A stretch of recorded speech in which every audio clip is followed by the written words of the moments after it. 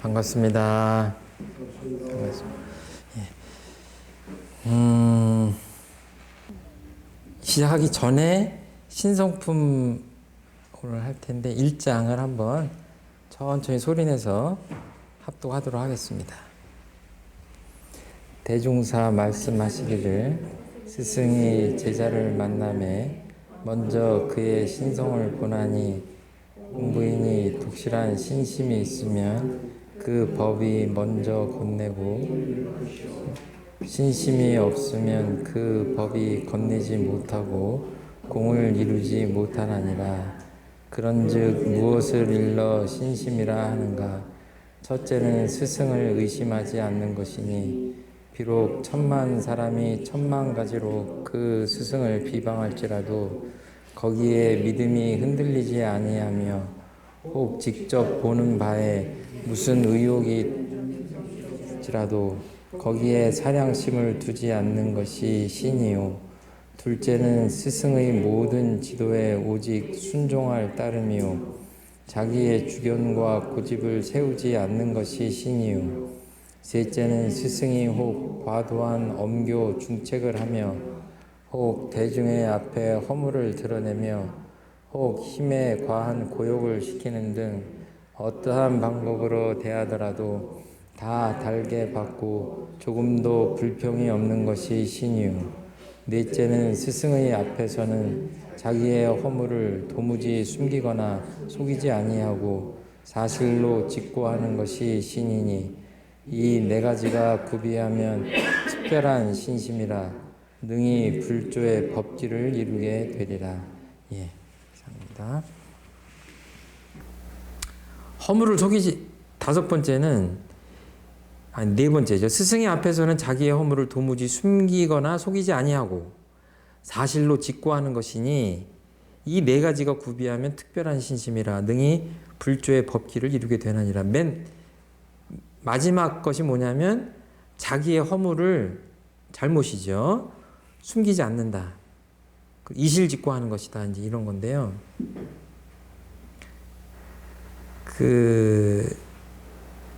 옛날에 박세리 선수 있죠? 골프 선수. 박세리 선수가 세계에서 제일 잘 치는 골프 선수였잖아요. 한동안. 그럼 이런 선수는 코치가 있어요, 없어요? 대답 빨리 하세요. 코치가 있어요, 없어요? 있죠? 예. 그 테니스의 황제라고 하는 로저 페더러 선수가 지금도 열심히 하고 거의 최정상급이에요, 지금도. 근데 나이가 선수로서는 굉장히 많아가지고 사람들이 다 아주 신기하게 생각해요. 어떻게 저 나이에도 세계 정상급 선수의 실력을 유지할 수 있을 것인가. 그런데 이 선수한테 지금 코치가 있어요, 없어요? 있어요. 그럼 이분은 세계 랭킹 1위를 수없이 한 사람이에요. 그러니까 코치가 현역 시절에 그 페더러보다 랭킹이 위였겠어요, 아래였겠어요? 1위를 많이 했다니까. 로저 페더러 선수는 오랫동안 1위를 한 사람이고 지금도 거의 1위를 해요. 근데 그 코치는 어떻겠어요? 현역 시절에. 페더러보다 낮아요, 랭킹이. 며칠 전에도 제가 그 TV 중계를 봤는데 그 얘기를 하더라고, 해설자가. 현역 시절에 랭킹이 더 낮은 사람이 자기보다 랭킹이 높은 페더러의 코치예요. 스승님이에요. 근데 해설자가 무슨 얘기를 하냐면 이 코치를 영입하고 나서 페더러 선수의 플레이가 바뀌었다 하면서 구체적으로 이러이러한 점이 달라졌는데 그거 하나를 바꾸고 나니까 슬럼프에 빠졌던 페더러 선수가 지금 다시 세계 최정상급으로 올라섰다, 이런 얘기를 해요. 그러니까 뭐예요? 박세리 선수건 페더러 선수건 세계 최정상급 선수에게도 코치가 있는데 그 코치가 많은 것을 가르쳐 주는 게 아니에요. 정상급으로 올라갈수록 뭐예요? 한두 가지를 지적해 주는 겁니다. 근데 그 테니스 해설하는 사람이 그래요. 자기보다 랭킹이 아래였던 코치의 말을 페더러가 그대로 따르고 실천하는 거를 보면서 정말로 위대한 선수라고 생각을 합니다. 이런 얘기를 해요. 무슨 얘기인지 아셔요? 그러니까 뭐예요? 코치가 설사 랭킹이 낮았다고 하더라도 코치 눈은 어때요? 직접 플레이를 하지 않기 때문에 객관적으로 바라봅니다. 선수를. 그러니까 아무리 최정상급의 선수라고 하더라도 그 선수의 단점을 지적할 수 있고 거기에 대해서 객관적인 어떤 조언을 할 수가 있는 거예요. 그래서 그 조언을 얻으려고 세계 최정상급의 선수들이 다시 코치를 초빙하는 겁니다. 그런데 이 도과의 스승님들은 코치료도 안 주잖아요. 예? 스승님들을 가까이 하면 도리어 얻어먹는 게 많지 뭐 갖다 바치는 게 뭐가 있습니까? 그런데도 사람들은 그거는 별것이 아니라고 생각해요. 진정한 스승님 앞에서는 그래야 되는 거예요. 그러니까 숨김이 없어야 코치가 뭔가를 가르쳐 줄 거 아니에요. 의사한테 가서 아픈 것들을 감추면 이 의사가 명의인가 아닌가 내가 아픈 데를 알아맞추나 못 맞추나 이렇게 그런 건 아니잖아요. 빨리 통증이 어떻게 있고 왜 이런 거 같고 이렇게 있는 그대로 이실직고 해. 마음 공부도 마찬가지다. 근데 이렇게 하려면 어떻겠어요? 쑥스럽기도 하고 계면쩍기도 하고 어떨 땐 자존심이 상하기도 하고 그럴 수도 있죠. 근데 그런 것들을 앞에서 이야기한 것들이 굉장히 자존심 상하고 체면이 깎이고 어떨 때는 참 부끄럽기 그지없고 할 텐데 그러면 제자가 이렇게 하는 이유는 뭐예요 또? 창피하게 자기 허물도 얘기하고 그냥 엄하게 꾸짖어도 또 이렇게 또 지도를 따르고 이렇게 하는 이유가 뭡니까? 예, 그것이 대답이긴 한데 좀 더 구체적으로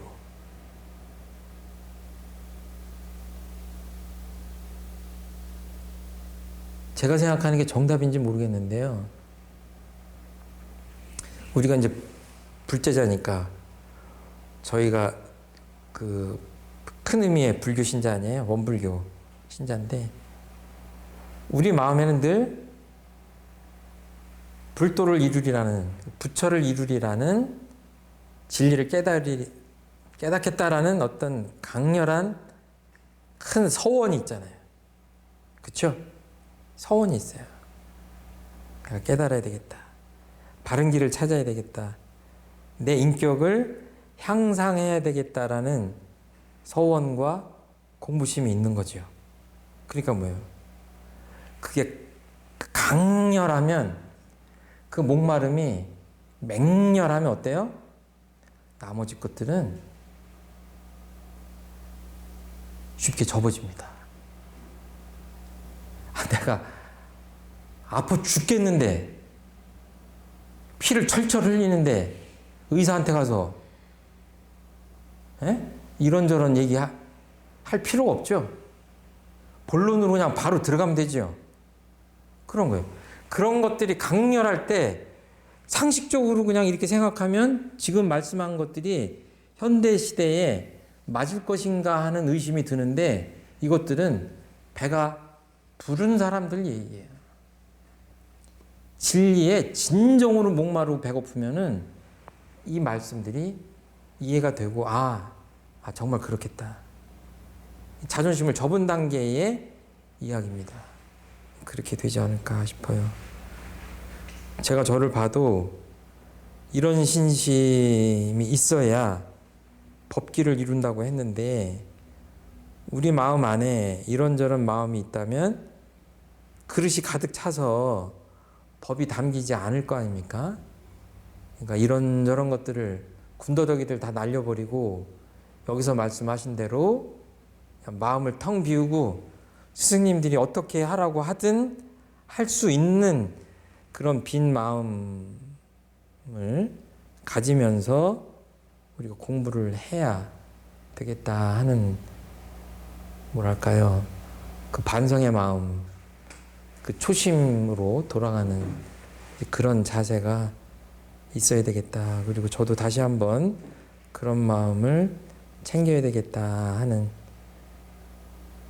마음입니다. 요음품인데요. 다른 장보다 이제 법문이 좀 짧고 또 상대적으로 좀 생활 속에서 공감하기 쉽고 이해하기 쉬운 내용들로 되어 있어서 오늘 더 편안하게 그냥, 그리고 들으시면서 늘 그렇지만 이 법문이 나하고 내가 살아가는데 어떻게 이 법문을 활용하면 좋을 것인가, 이런 생각을 가지시고 이 법문을 배우시면 좋겠다 싶습니다. 그 요음품은 어떻게 보면 그 마음 공부하는데 그 요긴한 내용, 그러니까 마음 공부는 이렇게 했으면 좋겠다 하는 편편 법문이다, 이렇게 생각하시면 될 것 같아요. 그 1장 함께 읽어보실까요? 대종사 말씀하시기를 모든 학수를 공부하되 쓰는 데 들어가서는 끊임이 있으나 마음 작용하는 공부를 하여 놓으면 일분 일각도 끊임이 없이 활용되나니 그러므로 마음 공부는 모든 공부의 근본이 되나니라.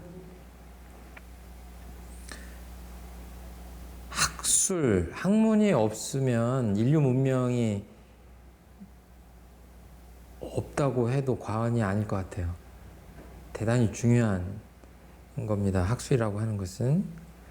그런데 마음 공부하고 비교를 해서 보면 이 학술이라고 하는 것은 한계가 있다. 쓰는 데 들어가서 끊임이 있다, 이제 이렇게 표현을 하시죠. 소중하지만 예를 들어서 제가 독일에 갈 일이 있어서 이제 독일어를 열심히 공부를 했어요. 유학을 간다든지 이민을 간다든지 해서 독일어 공부를 열심히 했어요. 그런데 갑자기 사정이 바뀌어가지고 프랑스로 가게 됐어요. 그러면 그 독일어 배운 건 어디로 가요? 나한테 안 배운 것보단 좋죠. 그렇지만 프랑스에 가서 쓸 일은 별로 없다. 요새 보면은 그 박사 학위를 가지신 분들 많잖아요. 근데 그 박자라는 게 이렇게 얇다, 넓다 이런 표현 그 뜻이 있는데 가만히 보면 사실은 그 좁고 깊게 들어가는 것 같아요. 결국 옛날에 이렇게 뭐 만물 박사 이러면은 뭔가를 다 알아야 되는 듯한 그런 느낌이 있는데 정말로 박사는 그렇게 만물 박사는 아니에요. 그렇죠? 그러니까 아무리 그 분야에서 조예가 깊고 박사학위를 가졌어도 아주 좁은 분야를 깊이 들어가기 때문에 조금만 옆으로 나오면 어때요? 정말 저렇게 모를 수가 있나 싶을 정도로 모르잖아요. 그런 것에 이렇게 비교해서 보면 마음 공부라고 하는 것은 늘 생활하는데 늘 쓰임새가 있는 그런 것이다. 그러니까 어떻게 표현하셨냐면 1분 1각도 그냥 1초, 2초 그 1분 1각도 끊임이 없이 활용되나니라. 그러니까 마음이 언제 쓰여요? 지금 쓰이는 거잖아요. 이민 가서 누구를 만나서 무슨 일을 할 때 특정한 그때만 마음을 쓰는 게 아니라 마음은 언제 써요? 지금 쓰잖아요. 지금 말하고 듣고 이렇게 생각하고 이렇게 손짓하고 그냥 우리는 그 모든 존재는 마음을 떠나서 살 수 없잖아요. 그렇죠? 사람은 특히 그렇죠. 태어나서 죽을 때까지 또는 뭐 더 연장하면은 저희가 천도품 배울 때 그랬지만 죽음 이후에까지도 그 마음의 세계가 있다고 본다면 마음 공부야말로 정말 끊임이 없이 활용되는 그런 공부다. 이제 이런 말씀을 하시고 싶은 거예요. 그러니까 요원품 1장에 마음 공부는 모든 공부의 근본이 되나니라는 말씀을 하시고 싶으셨던 것 같아요. 물론 대종사님은, 소태한 대종사님은 이제 이런 말씀 저런 말씀을 때에 맞게 했을 뿐이고 이 대종경을 편집하는 제자분들이 1장에다가 이 법문을 편집을 하셨겠지만 그래서 원불교가 뭐예요? 뭐 하는 곳이냐 그러면 마음 공부하는 곳이다. 그 수많은 마음 공부들이 있는데 왜 마음 공부냐? 그 대답을 하는 그 내용이죠. 그러니까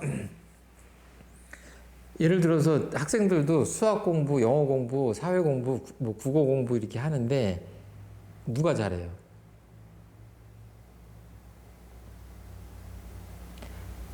그 제 질문의 90%는 마음 공부를 잘하는 학생이 학과 공부도 잘하는 거예요. 그러니까 벌써 정신이 안정되고 정신 수양이 되고 이렇게 편안하고 정서적으로 안정되어 있는 학생이 뭐예요? 공부하는데 끈기가 있겠죠. 그 사리 연구를 잘하는 학생이 같은 시간에 공부를 해도 더 잘 배울 것이고 다 연결되어 있는 거죠. 그러니까 맨 밑바닥, 모든 공부의 맨 밑바닥 근본에는 마음 공부가 있다 이렇게 생각하시면 되고 마음 공부의 교재는 뭐다?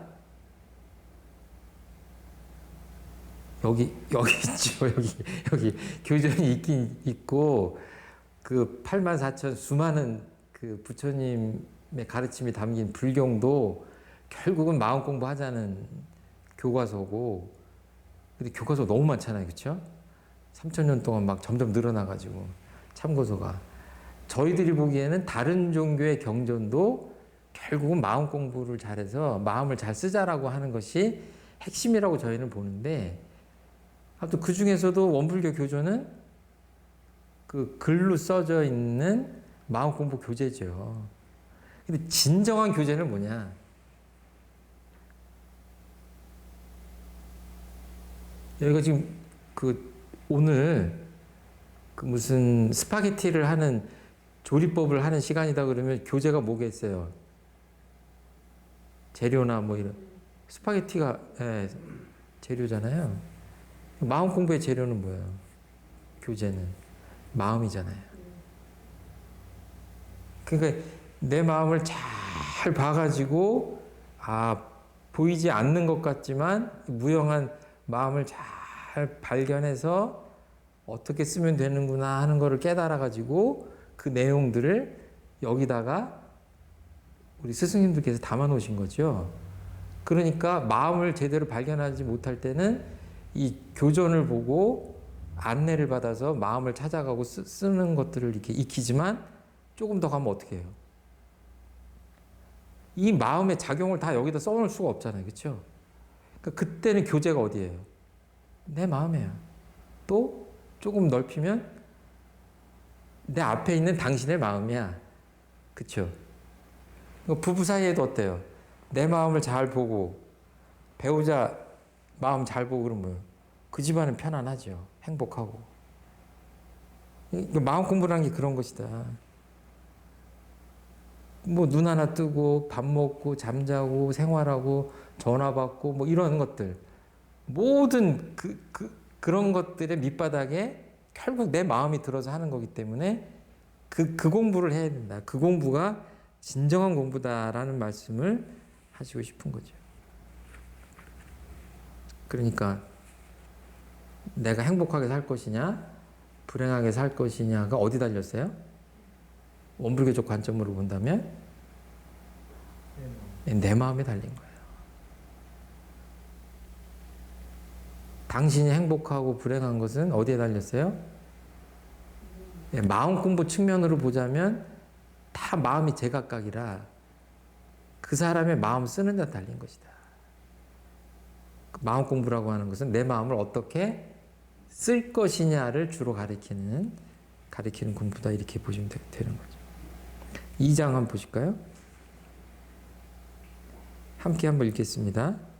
대종사 말씀하시기를 수도인이 구하는 바는 마음을 알아서 마음의 자유를 얻자는 것이며 생사의 원리를 알아서 생사를 초월하자는 것이며 죄복의 이치를 알아서 죄복을 임의로 하자는 것이니라.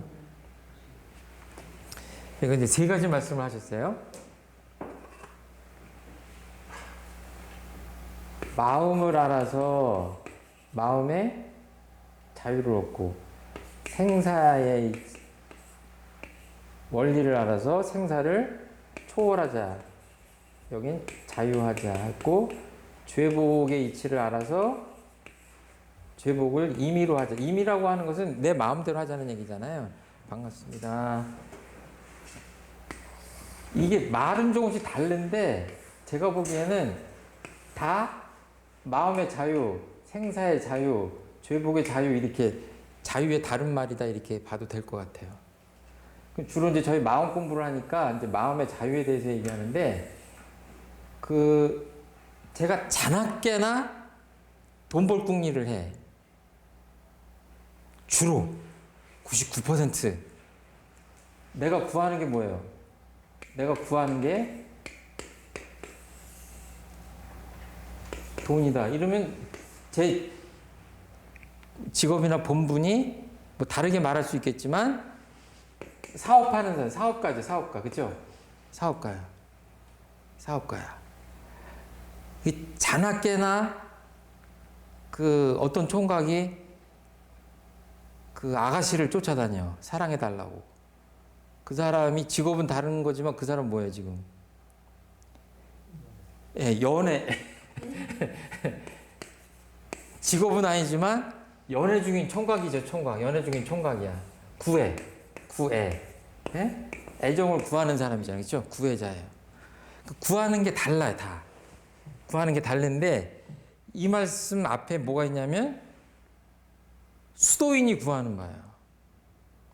그러니까 마음의 자유, 생사의 초월, 죄복을 임의로 한다.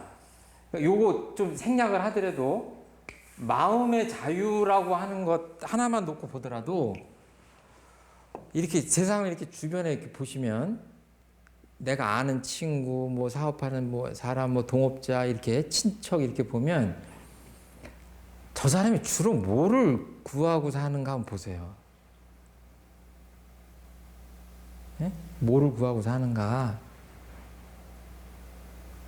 그 사람이 사업을 하고 뭐 교수님이고 선생님이고 기사님이고 해도, 뭐 식당을 운영하고 하더라도 그 사람이 진정으로 마음속에서 마음의 자유를 추구하는 사람이다, 이런다면 뭐예요? 그 사람 뭐라고 할 수 있어요? 수도자예요, 그 사람이.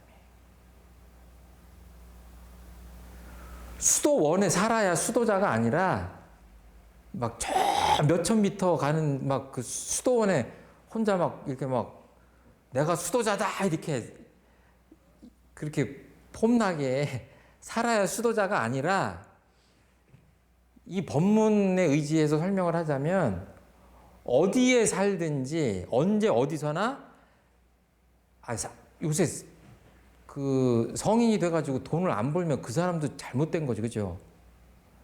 아니, 돈을 벌어야 자기도 먹고 살고 처자식도 먹여 살리고 그러잖아요, 그렇죠? 그 잘못된 게 아니에요.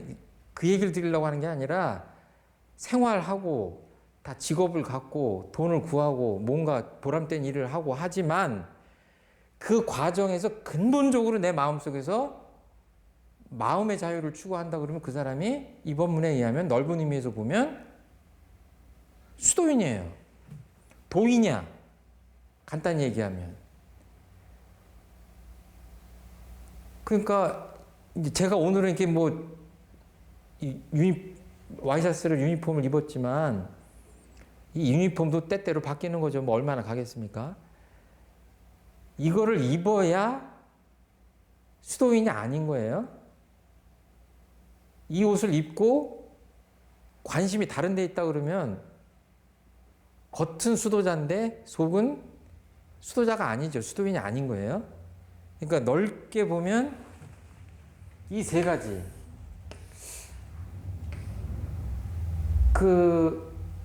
어떻게 하면 인간이 행복하고 유복하게 살 수 있을 것인가를 다 원하지만 그것이 아니라 어떻게 하면 그 궁극적인 그 원인을 자꾸 캐고 또 생사도 그냥 죽으면 그만이지 이러는 게 아니라 그 생사의 문제도 그 실존적으로 고민을 하면서 살고 그걸 이제 통틀어서 이제 마음의 자유라고 한다면 그런 거죠. 그러니까 그 되게 그 불행하다고 하는 사람이 뭐가 불행하냐면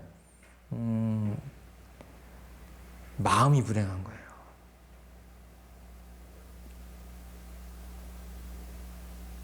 그러니까 아무리 좋은 조건에 있어도 뭐예요? 마음이 복작복작하고 시끌시끌하면 뭐예요? 그때 불행하다고 그러잖아요. 그때 불행하다고 그래요. 마음의 자유는 누가 찾습니까? 한번 생각해 보세요. 내가 마음의 자유를 어떤 때 구하는가 한번 생각 한번 해보세요. 지금 한번 해보세요. 어떤 때 주로 마음의 자유를 추구하세요? 예, 또 박 선생님. 마음의 자유를 언제 추구하냐고요? 예. 제 강의 들을 때? 그쵸, 그쵸. 두 분이 대답 잘하셨어요. 이거는 제가 뭐 꼭 자신 있게 말씀드리는 건 아닌데, 제 경험에 비춰보면 그렇게 말씀하시는 게 맞는 것 같아요. 왜냐? 마음이 부자유스러워, 부자유. 예? 자유의 반대말이죠, 그쵸? 행복의 반대는 뭐예요? 불행이잖아요, 불행. 불행이에요. 부자유. 왜 내 마음이 이렇게 어디에 묶여가지고 괴롭냐? 내 마음이 내 마음대로 안 되냐? 예? 자, 어떤 사람이 나한테 엄청나게 미운 짓을 했어. 정말 그냥 좀 과장되게 표현하면 죽이고 싶도록 미워. 나한테 어떻게 그럴 수가 있냐 이러고 사기치고 막 뒤통수를 때리고 도망갔어. 아휴, 내가 인생이 다 그런 거지 뭐. 아휴, 내가 그냥 술 한잔 먹고 비워야지 그러고 잊어버려야지 그러고 술 한잔 먹고 잤어. 아침에 일어나니까 어때요? 잊어버려져요? 그 다음 날도 그게 안 비워지네? 계속 미워. 근데 이게 석 달, 열흘 정도만 가도 괜찮은데 만약에 1년, 2년 가면 어떻게 돼요? 내 삶이라는 게. 내 삶이 어디로 가? 그 사람 따라간 거 아니에요, 지금. 나는 내 삶을 살아야 되는데 그 미운 마음을 떨쳐버릴 수가 없어요. 근데 생각은 어때? 이제 떨쳐버리자. 어디로 도망갔으니까 잡을 수도 없고 미워해봤자 내 마음만 괴롭고 다 알잖아요. 그렇죠? 이거 모르는 사람은 없어요. 다 알아. 근데 비워지지가 않아.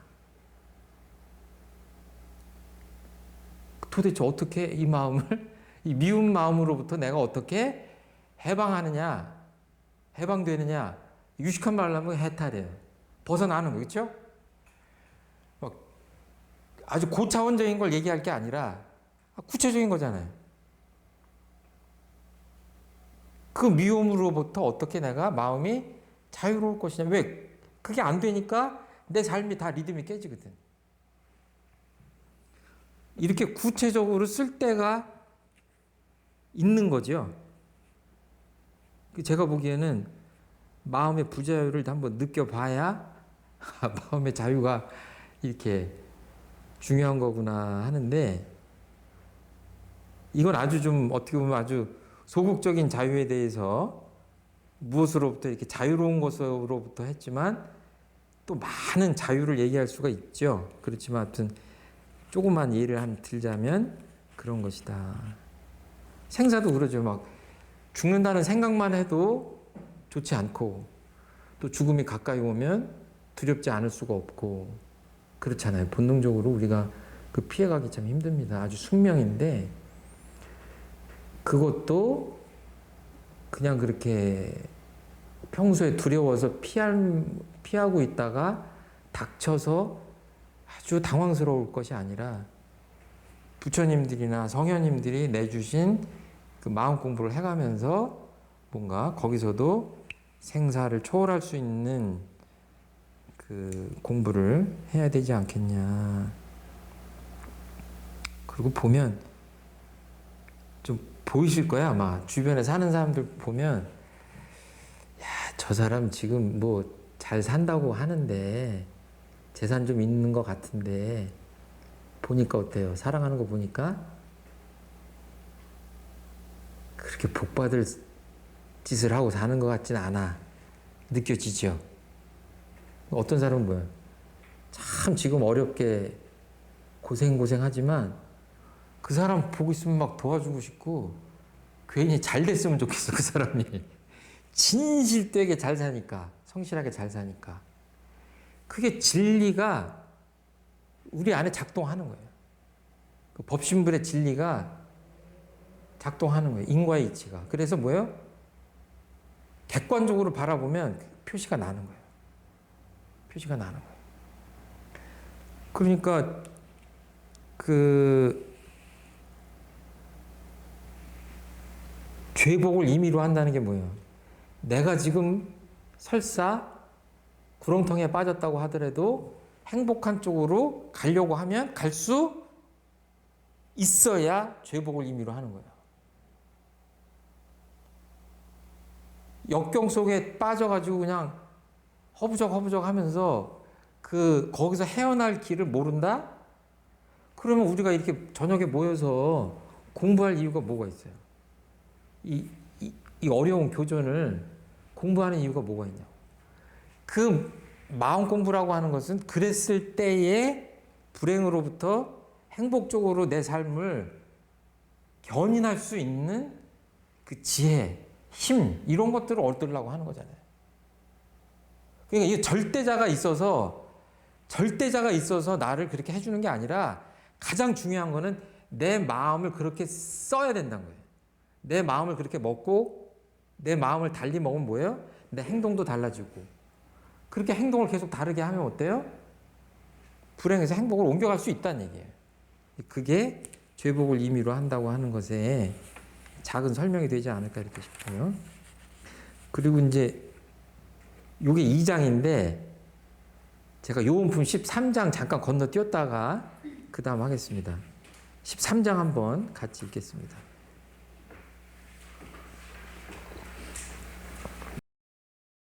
대종사 말씀하시기를 여의 보주가 따로 없나니 마음의 욕심을 떼고 하고 싶은 것과 하기 싫은 것에 자유자재하고 보면 그것이 곧 여의 보주니라. 되게 여의주라고 그러죠. 다 아시죠? 우리나라 조선시대 백자 항아리 보면 용들이 많이 그려져 있어요. 지금 옆에 용 있죠, 용. 근데 이 용이 조금 그러네. 이 손발이 조금 작네. 이렇게 용이 발톱이 있잖아요. 그 손이라고 해야 되나 발이라고 해야 되나 아무튼 있는데 그 상식적으로 아셔야 돼요. 용 손가락이 5개, 4개, 3개 이렇게 있어요. 그림에 보면 5개는 왜 5개예요? 그 백자 항아리를 임금님이 쓰시는 궁궐에 있는 그 백자 항아리의 용의 그림은 이게 5개예요. 그래갖고 저 평민 쪽으로 내려오면 용을 그려도 요 발을, 요 손가락 같은 거를 5개를 그릴 수 없고 적게 그려요. 제가 그 문화재 하시는 분한테 그렇게 들은 것 같아요. 근데 이제 그냥 용이 아니라 용이 여의주를 얻었다 그러잖아요. 그렇게 하면 이 용이 굉장한 능력을 얻는 거예요. 그냥 마음 내키는 대로 뭔가를 할 수 있는 거예요. 여의주라는 게. 내 뜻대로 되는 거예요. 내 뜻대로. 여의주라는 게. 그러니까 입에 물기도 하고 이게 손에 잡기도 하고 이제 그렇게 그리잖아요.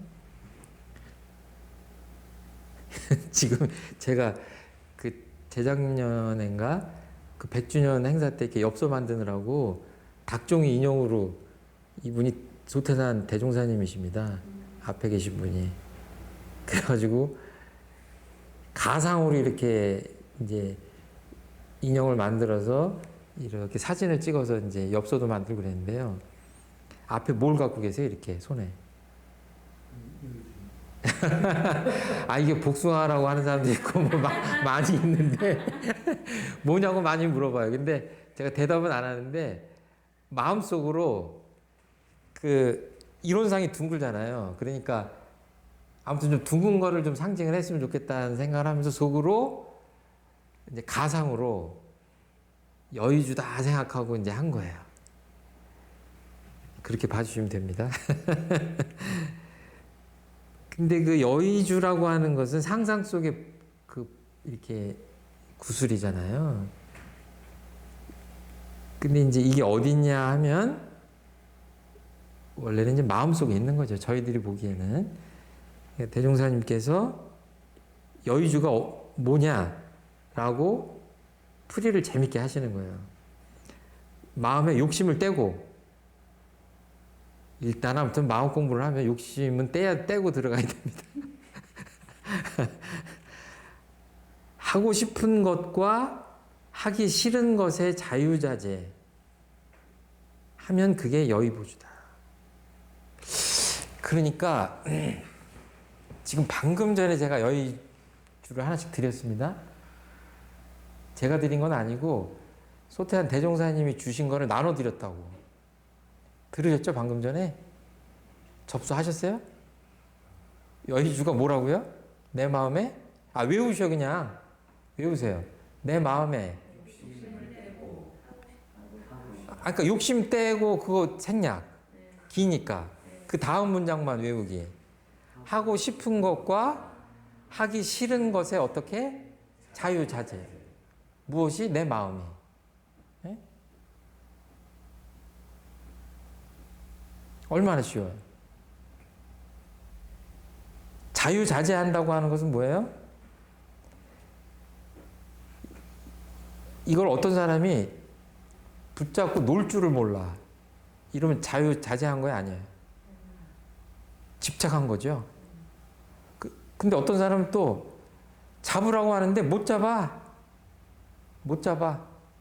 이것도 자유자재는 아니에요. 그러니까 뭐예요? 먹으려면 이게 잡아서 했다가 먹었으면 놔야 될 거 아니에요. 이게 자유자재예요. 그런데 적당하게 마시고 놓으면 되잖아요. 자유자재예요, 이게. 자유자재가 어려운 게 아니에요. 놀 때 놓고 잡을 때 잡으면 돼. 그쵸? 하기 싫은 거는 안 하면 되고 하고 싶은 건 하면 돼. 그쵸? 근데 무슨 문제가 있냐? 제가 알코올 중독자야. 여기 지금 술이 담겼어. 먹고 싶어요? 안 먹고 싶어요? 먹고 싶죠? 여기서부터 문제가 생기는 거야. 그 방금 전에 이런 차는 그냥 차에 중독됐다는 얘기 못 들어봤어요? 그냥 목마르면 먹고 마시면 놓고 이렇게 적당하게 하면 돼요. 그쵸? 이건 다 적당하게 해. 적절하게. 근데 술이 있다. 근데 내가 알코올 중독기가 있다 그러면 뭐예요? 아니 그냥 한 잔도 안 하는 게 좋지만 양보해서 한두 잔 정도 하면 된다고 봤을 때 한두 잔 했어. 근데 알코올 중독자다 그러면 어떻게 돼요? 강렬하게 먹고 싶잖아요. 하고 싶어. 근데 뭐야? 안 할 수가 없죠. 근데 속이 또 알아. 내가 먹으면 안 돼, 안 돼, 안 돼, 안 돼, 안 돼, 안 돼. 먹으면 안 되는데, 안 되는데, 안 되는데. 이러잖아요. 그죠? 이게 자유자재가 안 되는 거예요. 그리고 내가 아침에 일어나서 청소도 하고, 뭐 공부도 좀 하고, 또 내가 좌선도 좀 하고, 너무 게을러. 그냥 잘 때 다짐을 해. 알람 켜놓고.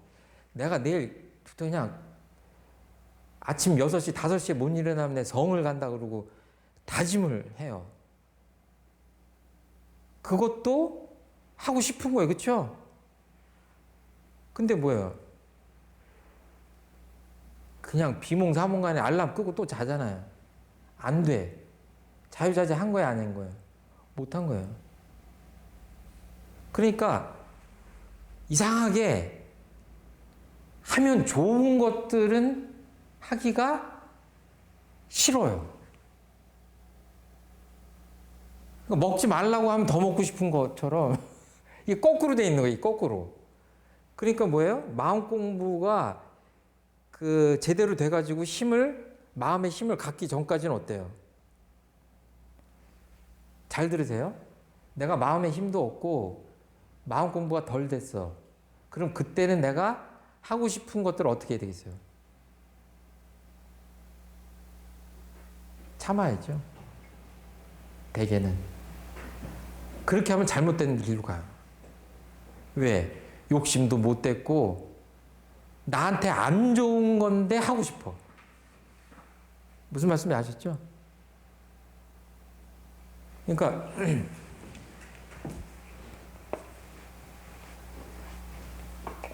하고 싶어.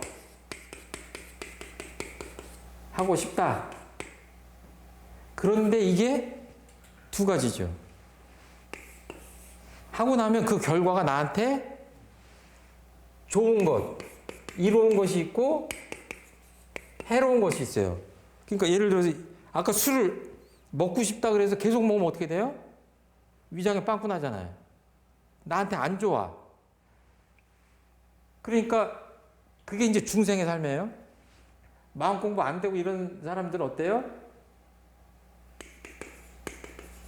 중생이나 보통 사람들 같은 경우에는, 범부 중생 같은 경우에는 하고 싶은 쪽으로 가버리면 어디로 가요? 욕망 쪽으로 가는 거예요. 그러니까 아까 욕심을 떼고 하는 부분이 드는데 이렇게 가는 거예요. 하고 싶다. 하고 싶은 거를 절제를 못하면 해로운 쪽으로 가는 겁니다. 불의한 쪽으로 가는 거예요. 근데 마음 공부가 잘 된 사람은 어때요? 이게 사람이 변해가지고 억지로 힘을 안 들여도 술을 봐도 땡기질 않아. 그냥 이걸 그냥 안 먹으면 돼. 그게 마음의 자유자재예요. 그렇죠? 근데 이런 분들은 그냥 또 안 먹는다고 해서 전혀 안 먹는 것도 아니야. 예를 들어서 칠순잔치 같은 데 가서 어른들이 야 자네 한잔 하소 그러면 야, 알겠습니다. 어르신 여기서 한잔 하고. 근데 아까 알코올 중독한 사람 뭐예요? 한 잔이 10잔 되고 10잔이 20잔 되잖아요. 이 사람은 그냥 필요에 따라서 한 잔 먹고 그 다음에 또 그냥 딱 놓는 거야. 이게 자유자재예요. 그렇죠? 그거 얼마나 쉽습니까? 하고 싶은 것과 하기 싫은 것에 자유자재하면 돼요. 그렇죠? 설거지를 언제 해요? 어떤 사람은 꼭 설거지를 해야 잠이 오는 사람이 있어. 그런가 하면 어떤 사람은 아니 내일 하나 오늘 하나 똑같은데 꼭 지금 해야 돼? 근데 부부가 둘이 달라. 그러면 어떻게 돼요? 한 사람은 꼭 지금 해야 되고 한 사람은 저걸 꼭 지금 해야 되지. 그래서 제가 요구하는 게 뭐냐면 그것도 자유자재 해야 돼. 예? 꼭 지금 해야 되는 게 정답도 아니에요. 아니 급한 일이 있고 막 몸살이 나고 아팠어. 근데 깔끔한 사람은요, 몸살이 나서 몸져 누워서 해야 되는데, 어때요? 그 사람들. 대청소 해야, 대청소하고 다 반짝반짝하게 해놓고 나서야 이불 깔고 욕 깔고 누워야 마음이 편해. 그런 사람 있죠? 이 중에도 있어요. 근데 어떤 사람은, 아프면 그냥, 몸이 최고지, 뭘 그렇게 그런 걸 가지고 그러냐고. 그럼 정답이 뭐예요? 한쪽만 고집하면 그것도 자유자재가 아니에요. 시중이라고 그러잖아요. 유교에서 공자님이. 그 상황에 맞아야 돼요. 별일도 없고 할 여력도 있고 그런데 뭐예요? 그냥 게을러서 맨날 놓고 자는 사람들은 뭐예요? 핑계 대지 말고 그 게으른 마음을 이겨내는 게 마음 공부예요. 그게 자유자재의 길이야. 더럽게 해놓고 살면서 그게 나는 자유롭게 사는 사람이야 이러지 말고 그리고 너무 깔끔한 사람도 주변 사람들 다 불편하게 하고 내 마음도 불편하고 그 강박에 시달리고 하면은 사람이 청소하려고 태어난 건 아니잖아요. 그러니까 그 사람도 좀 느긋하게 자유롭게 살아야 돼. 그것으로부터 좀 자유롭자고. 그러니까 두 분이 만약에 이렇게 부부가 그러면 어떻게 해요? 적당히 타협을 하라고. 그래야 자유자재 아닙니까? 그러니까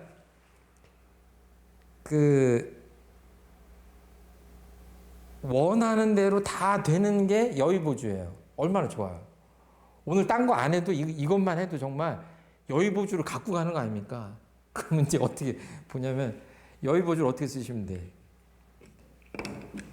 이게 딱 보면 내 앞에 이게 맛있는 게 오면 맛있는 게 왔네? 먹고 싶은 생각이 나네? 마음이 나네? 예? 거기까지 알아차리셔야지, 그쵸? 근데 먹는 것에 욕심에 끌려가면 어때요? 계속 먹으면 되겠어요? 안 되겠어요? 안 되잖아요, 그쵸? 그럼 절제하는 게 여의보주예요. 여의주를 쓰는 사람이에요. 그리고 아까 말한 이게 또 내 앞에 놓였는데 엄청나게 쓰네. 그 옛날에 어머니들이 그 여름에 익모초 같은 거 갈아주고 그랬잖아요. 그 더위 타고 그러면 엄청 쓰거든. 그 애들은 죽어도 안 먹어. 때려도 안 먹어. 그 어른들이 그러잖아요. 몸에 좋은 게 입에 쓴 거다. 입에 쓴 게 몸에 좋다 이러시잖아요. 근데 애들은 그게 이해가 돼요, 안 돼요? 안 돼요. 저도 어려서 그냥 그 병원 가서 간호사 누나들이 막 주사기 갖고 오면 도망가고 막 그랬어요. 근데 그때 마음이 어때야 돼요? 내가 싫은 마음이 나는구나 그런 거예요. 싫고 좋고에 끌려가는 게 아니라 내 몸에 좋으니까 싫은 마음을 비우고 먹어야 되겠다. 너무 간단하잖아요. 다 아이들한테 지금 이렇게 시키는 거 아니에요? 여기 계신 분들이. 그리고 정작 어른들은 그렇게 안 하잖아요. 쇠고랑 차고 이런 사람들 다 어떻게 해요? 이거 안 해서 그런 거예요. 안 해야 되겠다 그러면 안 해야 되는데 어때요? 그게 겉마음 다르고 속마음 다른 거예요. 그러니까 겉마음은 다 알아요. 이거 먹으면 뇌물인데? 징역 10년인데? 이거 다 알잖아요. 안 돼 하면서 주머니로 들어가면 여의보주가 작동이 안 되는 거죠. 그러니까 마음 공부가 굉장히 고준하고 막 심오하고 뭐 이런 것 같지만 아주 단순화시키면 이거예요. 근데 이제 2단계가 아주 정말 순수하게 되면 어디로 가냐? 공자님이 예전에도 이거 말씀드린 적이 있는데 공자님이